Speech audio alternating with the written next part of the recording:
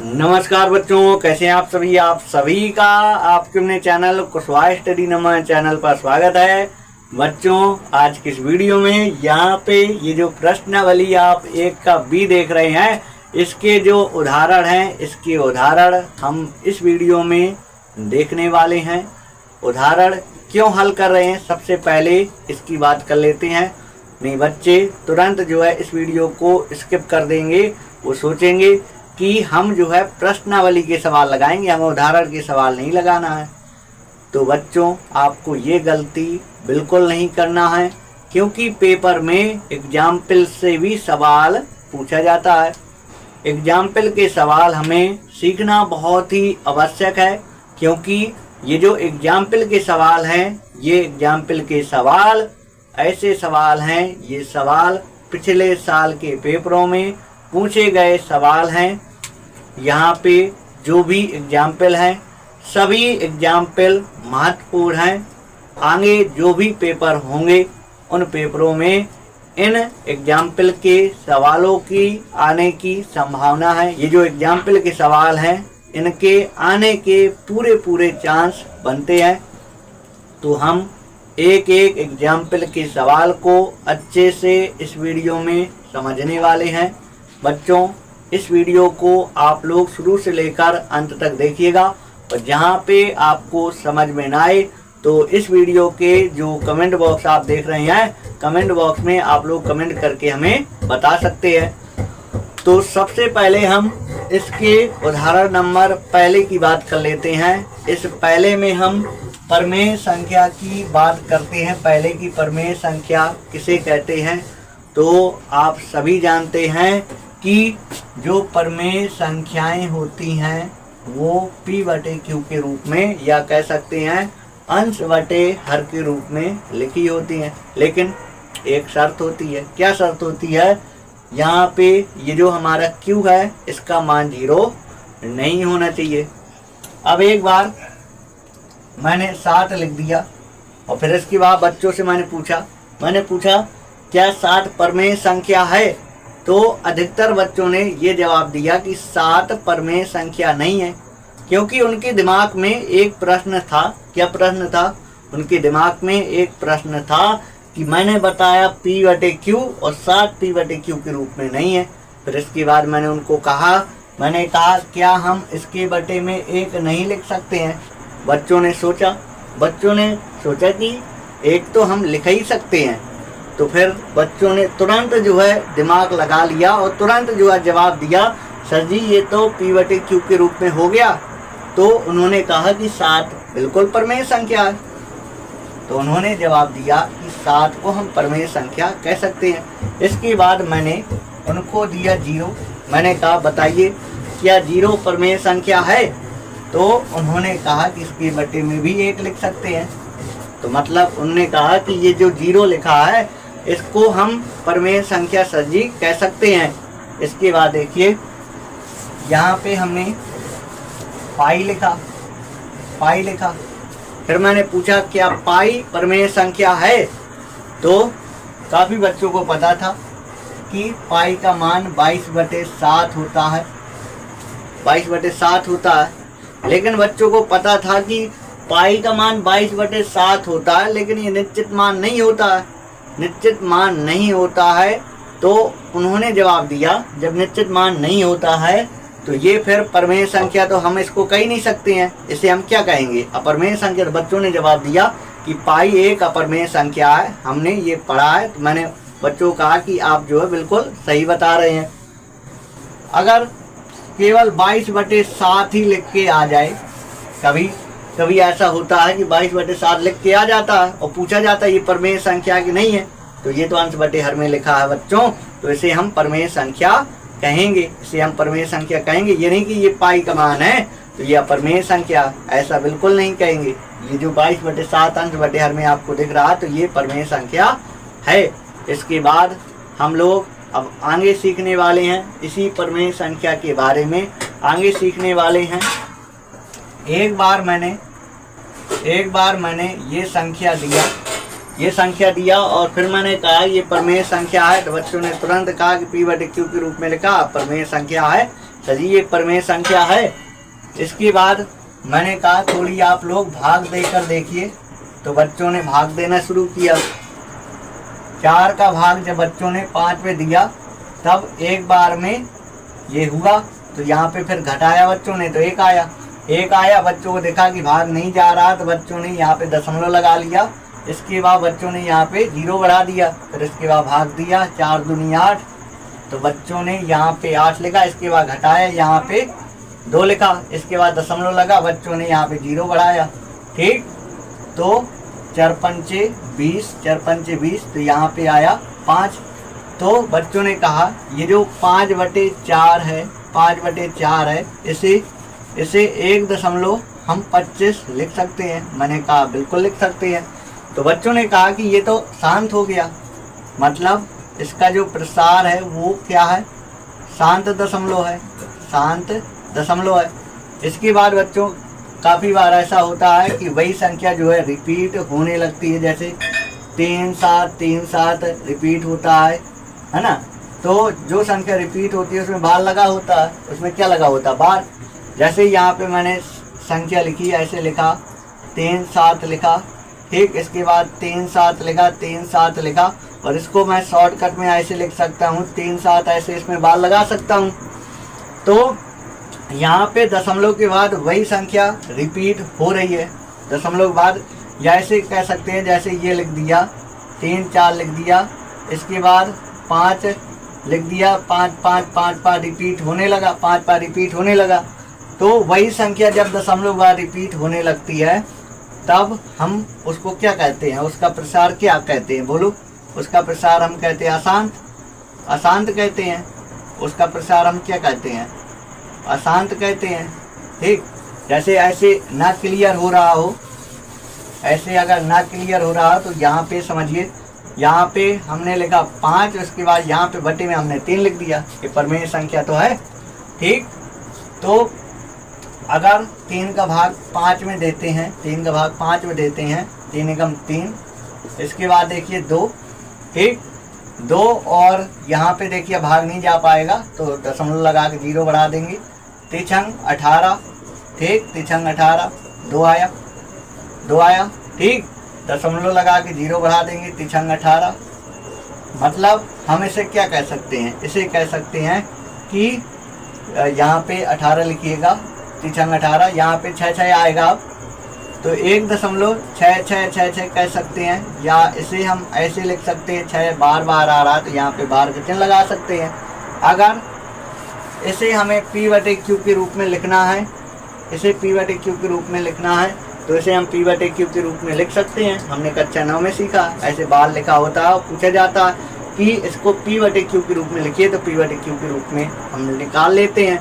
मतलब जो हमारा शांत होता है, जिसका प्रसार शांत दशमलव होता है, या जिसका प्रसार क्या हो, जिसका प्रसार अशांत हो, अशांत हो, जिसका प्रसार शांत हो, या जिसका प्रसार क्या हो, अशांत हो, तो उसे हम परमेय संख्या कह सकते हैं। बिल्कुल कह सकते हैं, कह सकते हैं, नहीं कह सकते, बिल्कुल कह सकते हैं। जिसका प्रसार शांत और अशांत हो उसे हम परमेय संख्या कह सकते हैं, नहीं कह सकते। मैंने अभी आपको एग्जाम्पल दिया कि जैसे मैंने लिखा था, फिर भाग दिया, वो शांत हो गया, फिर इसके बाद अब मैंने भाग दिया, वो शांत नहीं हो रहा है, शांत नहीं हो रहा। जब शांत नहीं हो रहा तो उसे हम अशांत कहेंगे। ठीक, जब वही संख्या दशमलव रिपीट होने लगे तो वो क्या होता है, अशांत होता है। तो शांत हो चाहे अशांत हो, वो परमेय संख्या होती है। ठीक, शांत हो या अशांत हो, उसे हम परमेय संख्या कहते हैं। तो यहाँ पे देखिए, यहाँ पे जैसे ऐसे लिख दिया 2.25 लिख दिया, यहाँ पे कोई बार आपको नहीं दिख रहा, तो ये शांत है, दशमलव ये क्या शांत है। तो अगर मैं पूछूं आपसे कि ये परमेय संख्या है कि नहीं है, तो आप बिल्कुल कहेंगे ये परमेय संख्या। इसके बाद मैंने ऐसे लिखा 3.6, इसमें मैंने बार लगा दिया। इसका प्रसार क्या है, इसका प्रसार अशांत है। अगर मैं आपसे पूछूं ये कैसी संख्या है, तो आप बोलेंगे ये परमेय संख्या है, क्योंकि आपने अभी बताया कि शांत हो या अशांत हो उसे परमेय संख्या हम कह सकते हैं। तो ये आपको कंसेप्ट समझ में आ गया।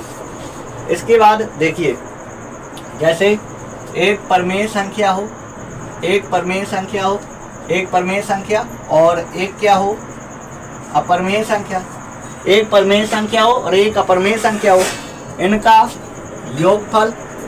योगफल हमेशा क्या आएगा? अपरमेय आएगा। याद रखिएगा, परमेय और अपरमेय का योगफल अपरमेय होता है। एक परमेय हो, ठीक, और एक क्या हो? अपरमेय हो। एक परमेय हो और एक अपरमेय हो, इनका अंतर क्या आएगा? अपरमेय आएगा। ठीक, एक परमेय हो और एक अपरमेय हो, ठीक, एक परमेय एक अपरमेय, इनका गुणनफल क्या आएगा? अपरमेय। ठीक, और एक परमेय हो, ठीक, और एक अपरमेय हो, इनका भागफल क्या आएगा? अपरमेय आएगा।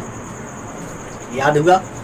परमेय और अपरमेय में योगफल, अंतर, गुणनफल, भागफल हमेशा क्या होता है? अपरमेय होता है। एक चीज और समझिए, जैसे दो अपरमेय संख्याएं हैं, समान अपरमेय संख्याएं हैं, दो समान अपरमेय संख्याएं हैं, इनका गुणनफल क्या होगा? परमेय संख्या होगा। इनका गुणनफल क्या होगा? परमेय संख्या होगा। दो समान अपरमेय संख्या हैं, इनका गुणनफल क्या होगा? परमेय संख्या होगा। इसे हम परमेय संख्या कहेंगे ना कहेंगे? इसे हम परमेय संख्या कहेंगे। इसकी बात देखिए, यहाँ पे तुमने लिखा 3 और यहाँ पे तुमने लिखा 12, यहाँ पे इसको तुम क्या कहोगे? अपरमेय संख्या। इसे तुम क्या कहोगे? अपरमेय संख्या। दोनों अपरमेय संख्याएं हैं। इसकी बात देखिए, जैसे इनका गुणा कर देंगे जैसे, तो क्या आएगा? 36 बाहर निकालेंगे 6, मतलब क्या हो? यहाँ पे आंसर इनका क्या? ये परमेय संख्या, इसे हम परमेय संख्या कहेंगे। ठीक, तो अपरमेय में आप लोग देख लीजिएगा। यहाँ पे देखिए, जो हमारा ये लिखा है, अंदर लिखा है 9 लिखा है, ठीक, 9 लिखा है, और यहाँ पे 9 को क्या लिख सकते हैं? 3 गुणे 3 लिख सकते हैं, 3 गुणे 3 लिख सकते हैं। इसके बाद 3 की घात कितना लिख सकते हैं? 3 की घातें 2 लिख सकते हैं। और यहाँ पे इसमें कितनी घात है? इसमें 2 घात है। अगर इसको हटा देंगे तो ये 2 घात ऐसे 1/2 ऐसे लिखा जाएगा। 2 गुणे 1/2, तो 2 से 2 आपका कट जाएगा। तो 3 की घातें 1 का मतलब केवल 3, मतलब ये जो √9 लिखा है ये बाहर आ गया। जब बाहर आ गया तो 3 कैसी संख्या? बोलिए, 3 परमेय संख्या। तो ये परमेय संख्या है। ठीक, कौन परमेय संख्या है ये बताना। तो ये परमेय संख्या, ये परमेय संख्या नहीं है, ये परमेय संख्या नहीं है। √3 लिखा, बाहर आएगा ही नहीं। अपरमेय संख्या जो अंडर के अंदर ही अटक जाए, अपरमेय संख्या मतलब जो √, के अंदर ही अटक जाए। अपरमेय संख्या मतलब जो √, के अंदर ही अटक जाए, वो अपरमेय संख्या होती है। मजा आया? इसके बाद देखिए, यहाँ पे 0.1 लिखा है, कभी नहीं बाहर आ सकता, कभी नहीं बाहर आ सकता। ठीक, तो √, के अंदर ही अटक गया। जब √, के अंदर अटक जाए तो कैसी संख्या? अपरमेय संख्या। ये अपरमेय है। अगर ये ऐसे लिखा होता बच्चों, 0.01 लिखा होता तो 0.1 आ जाता। ऐसे लिखा होता तो फिर इसे तुम परमेय संख्या कहते। ठीक, इसके बाद यहाँ पे देखिए 0.10, यहाँ पे फिर 11, फिर 0, फिर इसके बाद 100, 11, फिर 0, ऐसे ही चलेगा। 1111 आएगा, फिर 0 आएगा। तो यहाँ पे बताइए, यहाँ पे एक में तुम बाल लगा सकते हो? नहीं लगा सकते हो। दशमलव के बाद क्या वही संख्या रिपीट हो रही है? दशमलव के बाद वही संख्या नहीं रिपीट हो रही है। तो फिर आप बताइए क्या करें? अब क्या करें? इसे हम परमेय कहें कि अपरमेय कहें? इसे हम परमेय कहें कि अपरमेय कहें? कुछ बच्चे सोच रहे होंगे कि अभी बताया था जो दशमलव बाद शांत हो जाए परमेय होगा, और जो दशमलव के बाद शांत ना हो और वही संख्या रिपीट होने लगे तो वो अशांत होगा, और अशांत भी परमेय संख्या होगा। लेकिन यहाँ पे दशमलव के बाद वही संख्या रिपीट नहीं हो रही है, तो इसे अशांत कह सकते हैं? इसे अशांत नहीं कह सकते हैं। दशमलव बाद ये शांत हो गया, शांत नहीं हो रहा है, मतलब इसे शांत भी नहीं कह सकते हैं। ना इसे शांत कह सकते हैं, ना इसे अशांत कह सकते हैं। जब शांत अशांत ना कह पाए हम लोग, शांत अशांत कह पाए तो परमेय संख्या, और शांत अशांत ना कह पाए, शांत अशांत ना जब कह पाए तब ये शांत नहीं है, ना तो अशांत है। जब शांत अशांत ना कह पाए तो ये अपरमेय संख्या। तो ये हमारी अपरमेय संख्या, ये भी अपरमेय संख्या। ये अपरिमेय संख्या, ये अपरिमेय संख्या, ये अपरिमेय संख्या और ये परिमेय संख्या। तो मतलब इसका ए ऑप्शन हमारा सही हो रहा है। ए ऑप्शन इसका इज द करेक्ट आंसर। इसके बाद देखिए जो दूसरे नंबर का प्रश्न है, तो अभी इसको मैंने समझाया। परिमेय संख्या और एक अपरिमेय संख्या। परिमेय और अपरिमेय का क्या है? भागफल। परिमेय और अपरिमेय का भागफल हमेशा क्या होगा? अपरिमेय होगा। अपरिमेय में टिक लगाइएगा, इसका ये वाला सही हो जाएगा। पेपर में ये प्रश्न पूछा जाता है, जैसे दो परिमेय संख्याएं होती हैं, दो परिमेय संख्याओं के बीच में, दो परिमेय संख्याओं के बीच में कितनी परिमेय संख्याएं होती हैं, ये प्रश्न पूछा जाता है। तो इसका जो आंसर है आप लोग कमेंट बॉक्स में बताइएगा कि दो परिमेय संख्याओं के बीच में कितनी परिमेय संख्याएं होती हैं।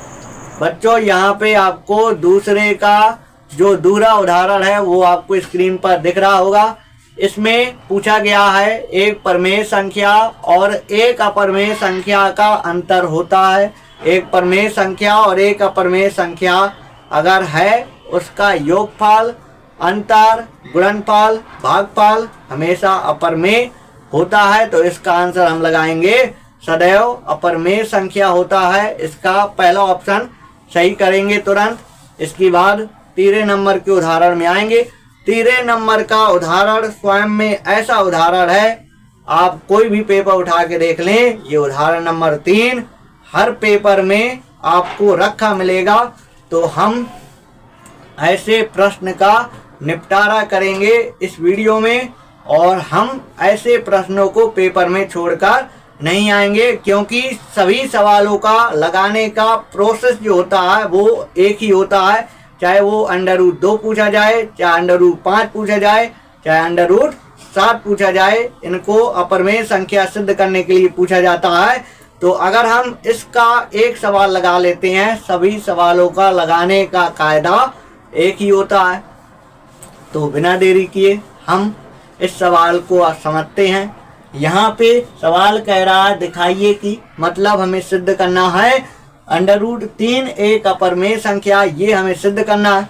तो हम बताइए सवाल की बात मानेंगे? हम सवाल की बात नहीं मानेंगे। हम कहेंगे तुम अपरिमेय संख्या नहीं हो, क्योंकि हमें सिद्ध करना है। हम अपनी बात मानेंगे। हम अपनी बात क्या मानेंगे? हम अपनी बात मानेंगे कि ये जो 3 है ये अपरिमेय संख्या नहीं है। हम कहेंगे कि ये एक परिमेय संख्या है, क्योंकि हमें सवाल की बात थोड़ी मानना है, हमें अपनी बात मानना है। हम अपने अनुसार से सवाल को करेंगे। हम कहेंगे ये √3 परिमेय संख्या, और हम जब अपनी बात मानकर करेंगे, अगर हमारी बात अगर गलत हो जाती है तो फिर सवाल की बात सही हो जाएगी। ठीक, तो देखिए हम क्या करेंगे, इसे मानेंगे। माना √3 एक परिमेय संख्या है। इस सवाल का पोस्टमार्टम होगा, लेकिन इस सवाल को समझाने में समय लगेगा। तो आपको वीडियो में बोर नहीं होना है, आपको सवाल को समझना है और अच्छे से समझना है। आपको वीडियो को स्किप नहीं करना है। अगर आप वीडियो को स्किप करेंगे तो काफ़ी चीज़ें आपसे छूट जाएंगी। आप सिर्फ सिद्ध करना सीख जाएंगे, लेकिन सवाल का कंसेप्ट मजबूत नहीं होगा। तो मैं आपसे कहना चाहूँगा आप लोग वीडियो को भगाइएगा नहीं। अगर आपसे बनता हो तो आप लोग भगा कर देख सकते हैं। ठीक, तो देखिए हमने क्या किया, इसको परिमेय संख्या माना। अब हम ये तो जानते हैं कि परिमेय संख्या जब इसको हमने मान लिया तो परिमेय संख्या वो होती है जो P/Q के रूप में लिखी होती है। मतलब इस √3 को तुम P/Q के रूप में लिख सकते हो। अब भैया ये जो P और Q होता है ये स्वयं में एक ऐसा नंबर होता है, ये दोनों का एचसीएफ 1 होता है। अभी आपको बताऊंगा कि दोनों का एचसीएफ 1 कैसे होता है। जब एचसीएफ 1 होता है इसलिए हम कहते हैं जहां P और Q सहअभाज्य, जहां P और Q सहअभाज्य पूर्णांक हैं, जब P और Q का एचसीएफ 1 होता है, एचसीएफ 1 होने का मतलब P और Q क्या होंगे, सहभाज्य पूर्णांक होंगे। ठीक, इसके बाद जो नीचे लिखा होता है Q, इसका मान 0 नहीं होना चाहिए, इसका मान 0 नहीं होना चाहिए। अब यहाँ पे P और Q हमने सहभाज्य पूर्णांक तो लिख दिया, लेकिन इसको नहीं समझाया हमने कि सहभाज्य पूर्णांक कैसे होते हैं। अब यहाँ पे हमने इसको समझाने के लिए 4/6 लिखा। अगर मैं आपसे कहूँ ये दोनों सहभाज्य पूर्णांक है, दोनों सहभाज्य पूर्णांक है, तो आप कहेंगे अगर इनका एचसीएफ, दोनों का एचसीएफ 1 निकल आएगा तो ये सहभाज्य पूर्णांक होंगे, अन्यथा नहीं होंगे। तो यहाँ पे दोनों का एचसीएफ 1 निकलेगा, निकाल के देखिए। 4 को 2 गुणे 2 लिख सकते हैं, 6 को 2 गुणे 3 लिख सकते हैं। तो दोनों का एचसीएफ क्या निकल के आया, दोनों का एचसीएफ निकल के आया, दोनों का एचसीएफ निकल के आया 2, दोनों का एचसीएफ क्या निकल के आया 2। तो 4 और 6 ये दोनों सहभाज्य पूर्णांक हैं, ये दोनों सहभाज्य पूर्णांक नहीं है, क्योंकि इनका एचसीएफ 2 निकल के आया, तो सहभाज्य पूर्णांक नहीं है। सहभाज्य पूर्णांक तब होगा जब इनका एचसीएफ 1 होगा। अब भैया इसमें दिक्कत क्या है, इसमें दिक्कत ये है कि ये दोनों 2 से कट रहे हैं, ये दोनों कैसे हो रहे हैं, ये दोनों 2 से कट रहे हैं, ये दोनों किससे कट रहे हैं, 2 से कट रहे हैं। अगर 2 से हम काट देंगे तो फिर क्या आएगा, 2 दूनी 4, 2 तीन 6, 2 दूनी 4, 2 तीन 6। अगर यहाँ पे अगर हम अब बात करें, अगर यहाँ पे अगर हम अब बात करें तो दोनों का एचसीएफ 1 होगा, मतलब अब ये सहभाज्य पूर्णांक होंगे, लेकिन ये सहभाज्य पूर्णांक नहीं होंगे। यहाँ पे इस सवाल का यही जो है मेन कंसेप्ट है। अगर P और Q अगर अन्य किसी संख्या से विभाजित हो जाते हैं, जैसे 2 से या 3 से अन्य किसी संख्या से विभाजित हो जाते हैं, तो वहां पे एचसीएफ वही संख्या हो जाएगा जिससे वो विभाजित हो जाएगा। तो जब उस संख्या से विभाजित होगा तो मतलब एचसीएफ फिर 1 नहीं होगा, एचसीएफ 1 नहीं होगा, फिर एचसीएफ वही संख्या होगी। तो एचसीएफ जब 1 नहीं होगा तो वो सहभाज्य पूर्णांक नहीं होगा। समझ रहे हैं आप, वो सहभाज्य पूर्णांक नहीं होगा। इसकी जब काटते हैं, काटने पर ऐसी संख्या आ जाती है कि वहां पे उनका एचसीएफ 1 निकलता है, तो वो सहभाज्य पूर्णांक होता है।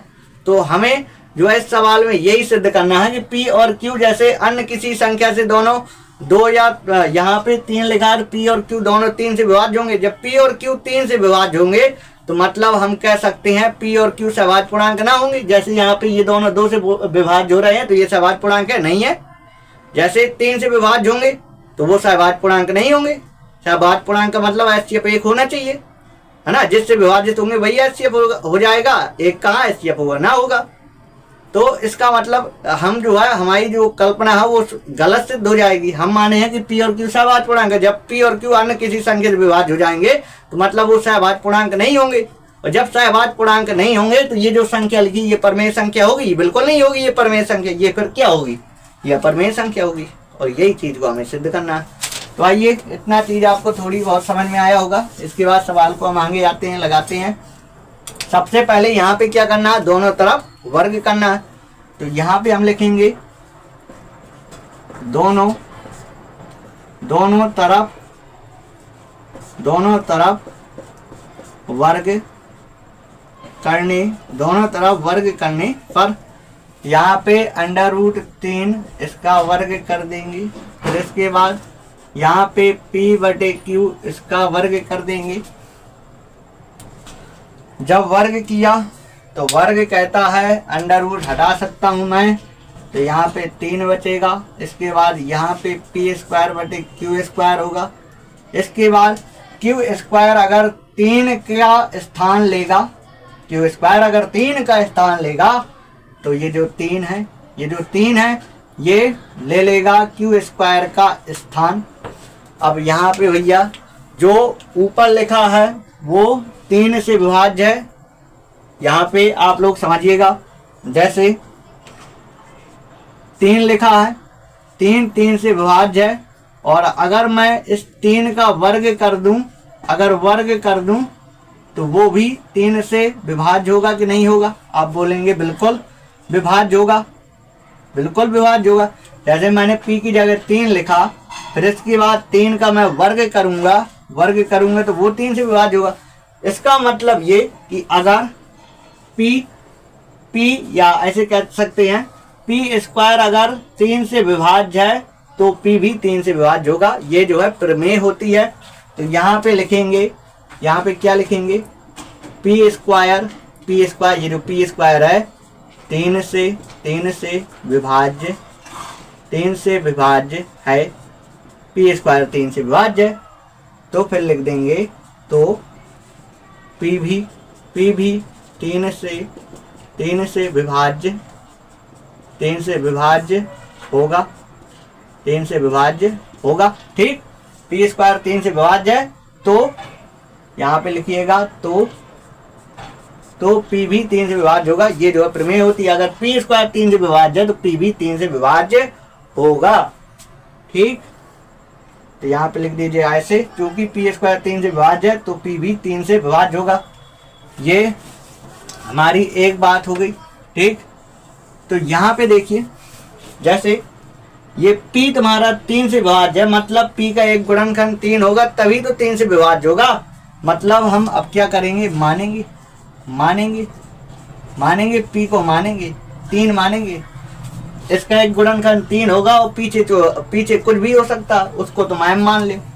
तो p को मान ले सीधा 3m। इस p को क्या मान ले, 3m मान ले। अब ये जो p का मान तुमने 3m माना है वो तुम यहाँ रख दो। ठीक, तो लिखो यहाँ पे q स्क्वायर, इसके बाद p की जगह लिखो 3m, p की जगह क्या लिखो 3m स्क्वायर। इसके बाद देखिए 3 लिख दो। यहाँ पे देख ले, यहाँ पे आप लोग थोड़ी समझिएगा, इसको समीकरण पहला बना लीजिएगा और ये p का मान समीकरण 1 में रख दीजिएगा, ऐसा आप लोग लिख लीजिएगा। ठीक, तो यहाँ पे देखिए q स्क्वायर 3 का वर्ग 9 m स्क्वायर बटे 3 से भाग देंगे, 3 3 का 9। तो देखिए q स्क्वायर बराबर 3m स्क्वायर, तो m स्क्वायर q स्क्वायर ये 3 जाएगा नीचे। मतलब यहाँ पे अब q स्क्वायर 3 से विभाज्य होगा तो q भी 3 से विभाज्य होगा। तो लिख देंगे, क्या लिख देंगे, क्योंकि q स्क्वायर 3 से विभाज्य 3 से विभाज्य है। ठीक, q स्क्वायर 3 से विभाज्य लिख देंगे तो q भी 3 से विभाज्य होगा। आपको दोबारा याद करा दूं, मैंने यहाँ पे 4/6 लिखा था। दोनों 2 से विभाज्य हुआ था, तो दोनों का एचसीएफ 2 हो गया था। अगर 2 हो गया था तो ये फिर सहभाज्य पूर्णांक नहीं था। तो यहाँ पे जब p तुम्हारा 3 से विभाज्य और q भी तुम्हारा 3 से विभाज्य, देखिएगा p तुम्हारा 3 से विभाज्य, ये जो p है वो 3 से विभाज्य और जो आपका q है ये भी 3 से विभाज्य। जब p और q दोनों 3 से विभाज्य है, तब एचसीएफ क्या कहोगे, दोनों का 3 एचसीएफ कहोगे। अगर 3 एचसीएफ है तो मतलब p और q सहभाज्य पूर्णांक है। एचसीएफ 1 होना चाहिए जब सहभाज्य पूर्णांक होते हैं। 3 एचसीएफ है तो सहभाज्य पूर्णांक है, तो आप कहेंगे बिल्कुल नहीं है। p और q जब इनका एचसीएफ 3 है तो p और q सहभाज्य पूर्णांक नहीं है। जब भैया ये p और q सहभाज्य पूर्णांक नहीं है, हम यहाँ माने थे सहभाज्य पूर्णांक है, तभी ये संख्या परमेय संख्या। अगर ये सहभाज्य पूर्णांक नहीं है, तब फिर ये बताओ परमेय संख्या है, नहीं है, या परमेय संख्या होगी। हमने गलत माना इसलिए ऐसा हुआ। तो यहाँ पे लिख दीजिएगा, यहाँ पे जगह कम होने के कारण मैं यहाँ पे लिखता हूँ। यहाँ पे लिखेंगे, बात क्या लिखेंगे, क्योंकि p और q दोनों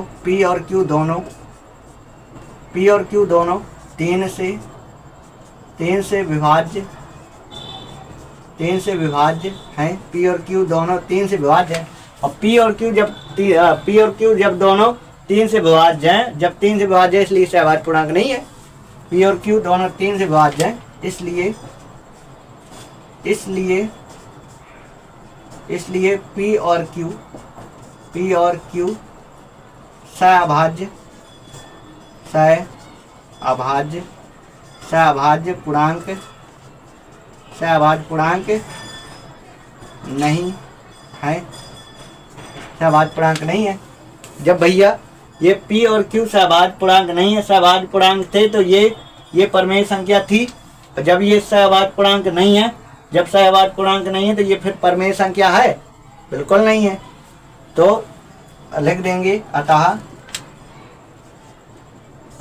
√3 क्या है? अपरमेय संख्या। √3 एक अपरमेय संख्या है। देखिए यहाँ पे आप लोग ये भाषा लिख लेंगे, बिल्कुल सिंपल है। P और Q दोनों 3 से विभाज्य है, इसलिए P और Q सहभाज्य पूर्णांक नहीं है। ठीक, जब सहभाज्य पूर्णांक नहीं है तो अतः कह सकते हैं √3 एक अपरमेय संख्या। फिर परमेय संख्या थोड़ी हो सकती है, अपरमेय संख्या होगी। 5वें नंबर का सवाल, 5वें नंबर के सवाल में कहा गया है, दिखाइए कि क्या दिखाना है। 3√2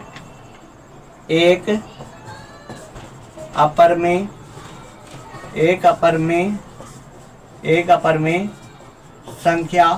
अपरमेय संख्या है। बच्चे लोग, हम लोग इसको अब सिद्ध करेंगे। इसमें कह रहा है अपरमेय संख्या, हम लोग इसका क्या करेंगे? उल्टा मानेंगे। हम मानेंगे माना 3√2 एक परमेय संख्या है। जब इसको परमेय संख्या मान लिया तो तुरंत से P/Q के रूप में लिख देंगे और कोष्टक में वही रीजन लिख देंगे जहाँ P और Q सहभाज्य पूर्णांक है। जहाँ P और Q सहअभाज्य पूर्णांक हैं, सहभाज्य पूर्णांक हैं और Q का मान 0 ना होना चाहिए। इसके बाद देखिए, ये सवाल तो बहुत ही सिंपल है। इसमें अपरमेय संख्या एक तरफ कर दो, ये 3 नीचे जाएगा तो 3Q हो जाएगा। अपरमेय संख्या एक तरफ, अपरमेय संख्या एक तरफ। अपरमेय परमेय के बराबर नहीं है, अपरमेय परमेय के बराबर नहीं है। हो सकता है क्या? नहीं हो सकता। अपरमेय परमेय के बराबर नहीं हो सकता। जब अपरमेय और परमेय के बराबर न होगा तो फिर बताइए, जब तुमने इसे परमेय संख्या माना है तो ये परमेय संख्या बराबर परमेय संख्या हो सकता है? जब यहाँ पे नहीं आया है परमेय संख्या बराबर परमेय संख्या, यहाँ पे नहीं आया है तो ये परमेय संख्या हो सकती है? नहीं हो सकती। अपरमेय होगी। बहुत ही सिंपल। अपरमेय एक तरफ लिख दो, परमेय एक तरफ लिख दो। अपरमेय परमेय बराबर नहीं होता है। यहाँ पे ये जो 3√2 लिखा है ये परमेय संख्या होगी? परमेय संख्या नहीं होगी, ये अपरमेय संख्या होगी। तो लिखना कैसे है? यहाँ पे लिखना है, क्योंकि √2 एक अपरमेय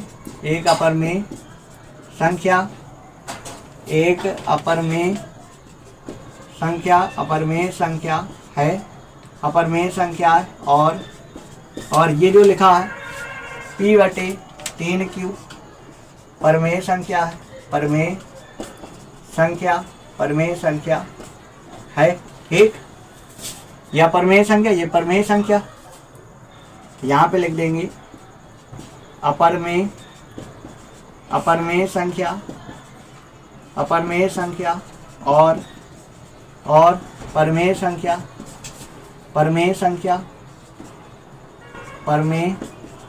अपरमेय संख्या और परमेय संख्या कभी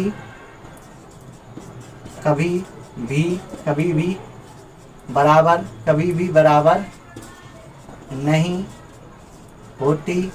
होती, कभी भी बराबर नहीं होती हैं। इसलिए फिर यहाँ पे ये जो 3√2 है, इसलिए 3√2 एक अपरमेय अपरमेय संख्या है। अगर यहाँ पे बराबर आ जाता तो ये परमेय संख्या माने थे, तो ये परमेय संख्या होता, लेकिन यहाँ बराबर नहीं आया, इसलिए फिर ये परमेय संख्या थोड़ी होगी, ये अपरमेय संख्या होगी। ये रीजन लिख दीजिएगा, इतना लिखना, आपके नंबर पूरे तैयार। ये अपरमेय संख्या, ये परमेय संख्या, परमेय परमेय बराबर नहीं होती हैं, इसलिए यहाँ पे लिख दीजिएगा अतः ये अपरमेय संख्या सिद्ध हुआ। इसके बाद आएंगे सीधा इसके आगे वाले सवाल पर आएंगे, और उस सवाल में हमें क्या सिद्ध करना है, उसमें हमें सिद्ध करना है 6वें नंबर का प्रश्न है। प्रश्न नंबर कौन सा? 6वें नंबर का प्रश्न है, और इसमें क्या कहा गया है, 5 माइनस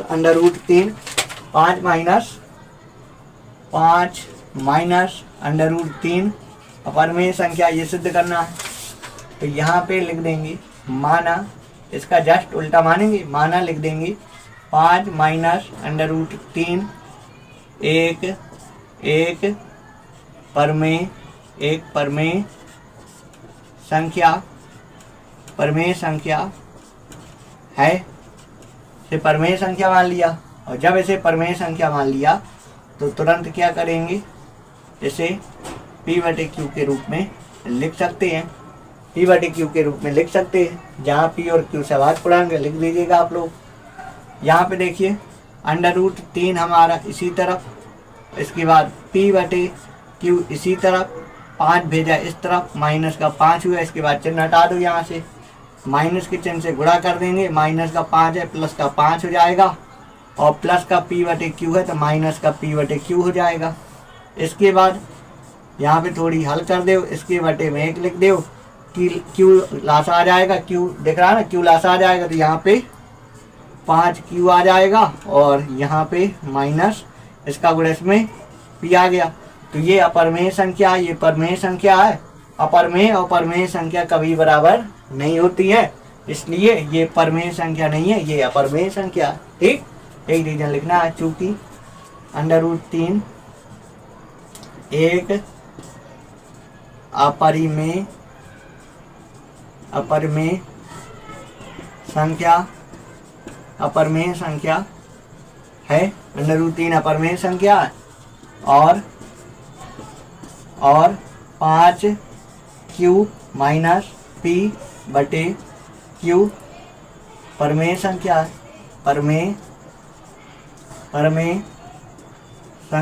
परमेय संख्या है। ठीक, अपरमेय संख्या और परमेय संख्या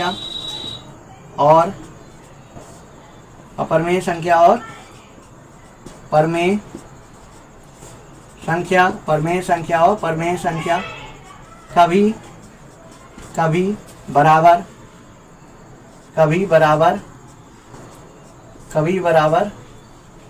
यहाँ पे लिखिएगा, बराबर नहीं होते हैं, ये दोनों बराबर नहीं होते हैं, परमेय के बराबर नहीं होते हैं। अतः फिर जब ये बराबर नहीं तो ये भी बराबर नहीं होगा, ये अपरमेय संख्या थी तो अपरमेय संख्या होगी। अतः 5 माइनस √3 एक अपरमेय संख्या है, और ये हमारी बात सिद्ध हुई।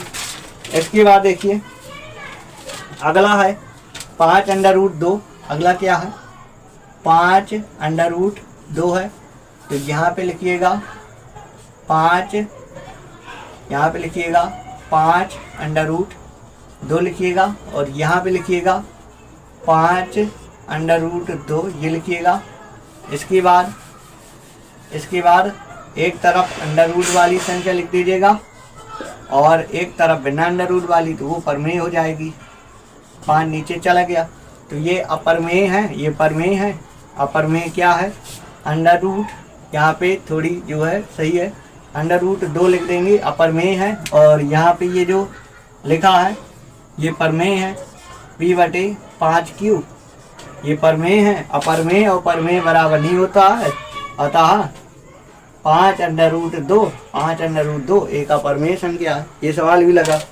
इसके बाद देखिए अगला, सिद्ध कीजिए लिखा है, यहाँ पे सिद्ध कीजिए लिखे देता हूँ, बात एक ही है। सिद्ध कीजिए, सिद्ध कीजिए, क्या सिद्ध करना है? √3 प्लस √5 इसको सिद्ध करना है, अपरिमेय संख्या है।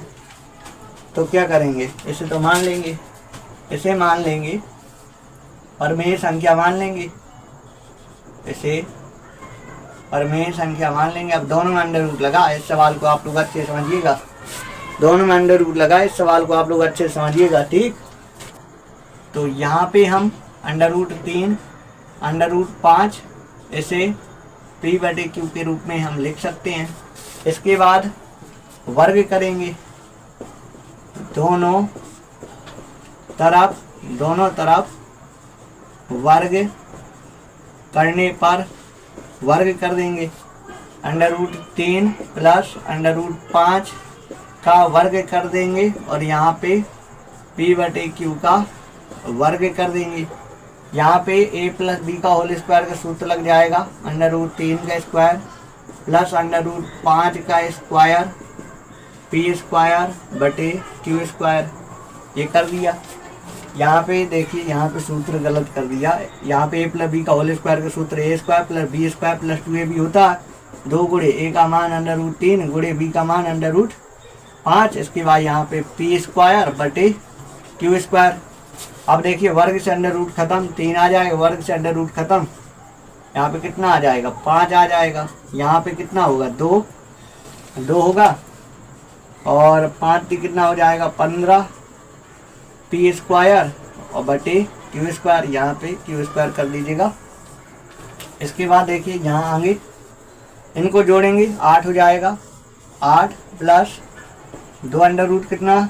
2 अंडर रूट 15 बराबर P² बटे Q², 2 अंडर रूट 15 P² बटे Q²। 8 को इस तरफ भेजेंगे तो -8 हो जाएगा। यहाँ पे अब देखिए 2 अंडर रूट 15 और कैसे लासा लेंगे?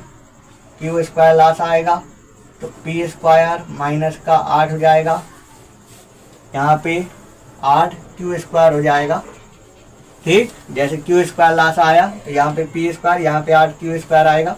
इस 2 को नीचे भेज देता हूँ, √15 और P² -8 Q² बटे Q², 2 गया नीचे।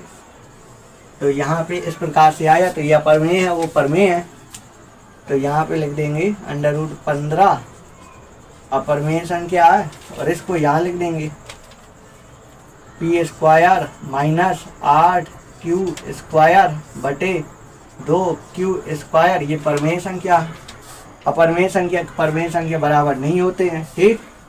अपरमेय संख्या और परमेय संख्या ये बराबर नहीं होती हैं, ठीक। जब नहीं होती हैं तो फिर ये अपरमेय संख्या, अतः लिख देंगे √3 प्लस √5 एक अपरमेय संख्या। तो ये सवाल भी लगा। इसके बाद जो 9वां सवाल है, 9वें सवाल को थोड़ी बताई देता हूँ, 9वें सवाल को थोड़ी बताई देता हूँ। इस सवाल को अगर आपको देखना हो, स्क्रीनशॉट लेना हो तो ले लीजिए, मिटा देता हूँ।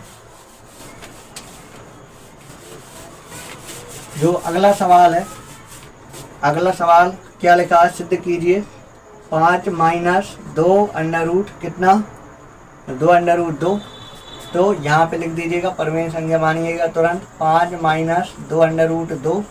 इसके बाद यहाँ पे 5 - 2 अंडर रूट 2 लिखिएगा और इसे P/Q के रूप में लिख दीजिएगा। -2 अंडर रूट 2 ये लिखिएगा, P/Q लिखिएगा।